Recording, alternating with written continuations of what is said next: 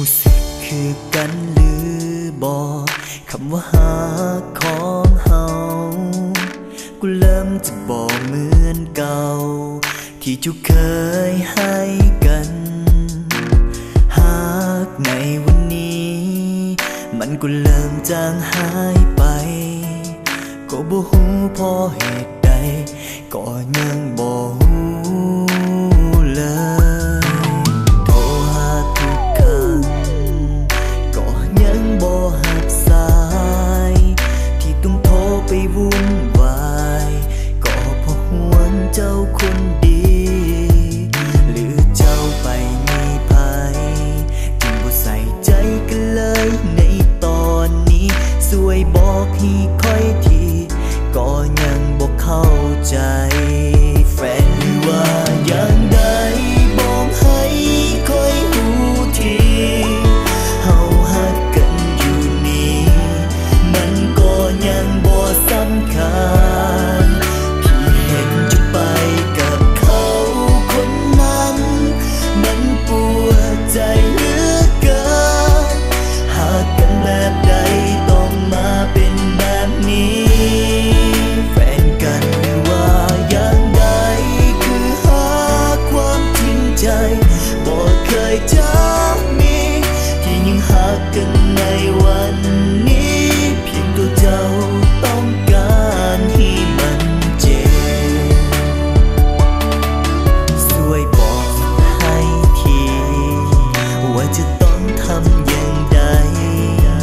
เพื่อให้เจ้าเปลี่ยนใจกลับมาหากัน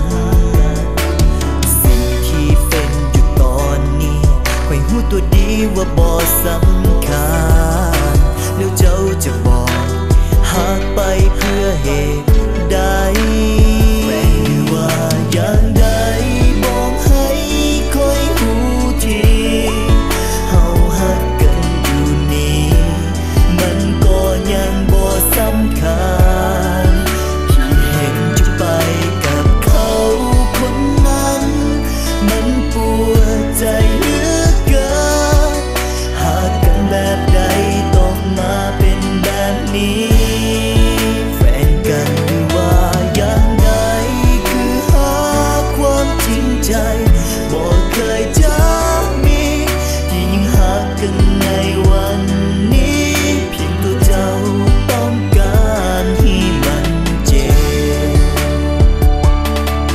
เพียงบอกออกมาคำเดียวเท่านั้นในเมื่อบ่ฮักกันก็ควรปล่อยค่อยไป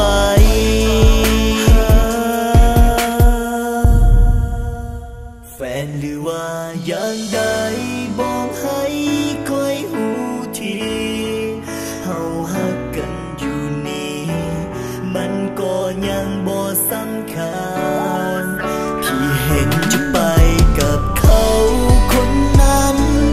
มันปวดใจเหลือเกินหากกันแบบใดต้องมาเป็นแบบนี้แฟนกันหรือว่าอย่างใด